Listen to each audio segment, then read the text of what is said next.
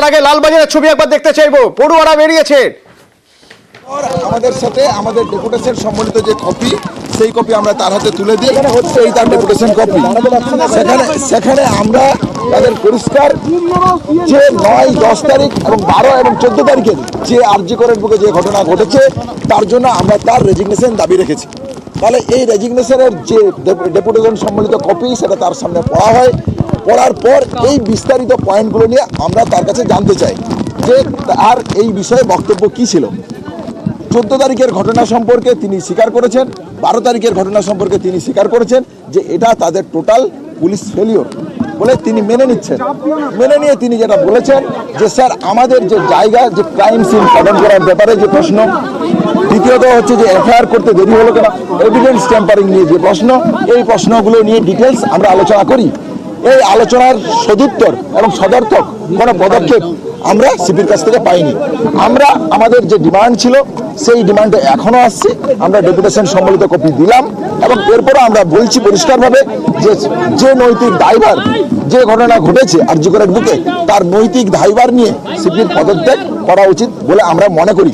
এবং সেই দাবিতে আমাদের যে সুনির্দিষ্ট আন্দোলন কর্মসূচি চলছিল, 5 দফা দাবিকে সামনে রেখে সেইভাবে আমাদের আন্দোলন পরবর্তীকালে আমাদের আজকে ডেপুটেশন দেওয়ার কথা ছিল, আমরা ডেপুটেশন দিলাম। সেখানে আমাদের বাকি ছাত্রছাত্রী পড়ুরা আছে, তাদেরকে আমরা অ্যাড্রেস করবো। আরে আসতে দাদা, তাদেরকে আমরা অ্যাড্রেস করবো। স্বাভাবিক এই দাবি ন্যায় বিচারকে সামনে নিয়ে শুরু করেছিলাম। আমরা ন্যায় বিচারকে দাবি নিয়ে আমরা শুরু করব। ডেপুটেশন আমরা দিলাম, আমরা এইখান থেকে অবস্থান বিক্ষোভ তুলে নেব। কিন্তু আমাদের ন্যায় বিচারের দাবিতে যে আন্দোলন চলছিল, আন্দোলন সেইভাবেই চলবে। সেখানে যে দাবি ছিল সিপির পদত্যাগ, 3 নম্বর ডিমান্ড, সেই ডিমান্ডে আমরা এখনো অনড় থাকছি। আমরা মনে করি এই নৈতিক দায়ভার নিয়ে কলকাতা পুলিশের কমিশনার যিনি ছিলেন বিনীত গোয়েল স্যার, তার পদত্যাগ করা উচিত।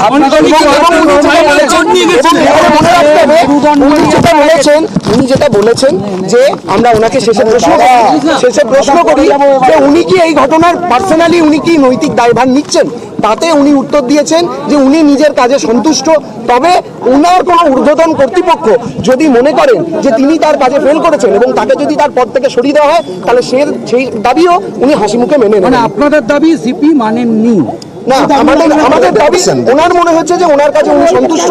তবে আমাদের দাবি মেনে যদি ওনারও কোনো ঊর্ধ্বতন কোনো কর্তৃপক্ষের মনে হয় যে ওনাকে সরিয়ে দেওয়া উচিত, তাহলে উনি হাসি মুখে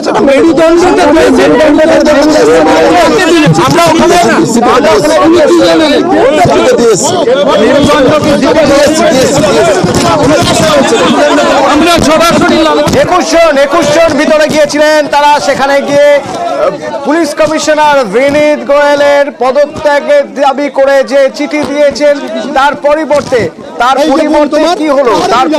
কি হলো, চিকিৎসকরা সেটাই, জুনিয়র চিকিৎসকরা সেটাই জানালেন যে তাদের কথা শোনা হয়েছে। তাদের কথা শোনার পর তারপর তারা বেরিয়েছে। এবার সিদ্ধান্ত নিয়েছেন যে তারা এখানে যে অবস্থান ছিল, সেই অবস্থান থেকে তারা সরে যাবেন। তবে তারা তাদের দাবিতে অনড় থাকছেন। বিনীত গোয়েলের পদত্যাগ তারা দাবি করছেন।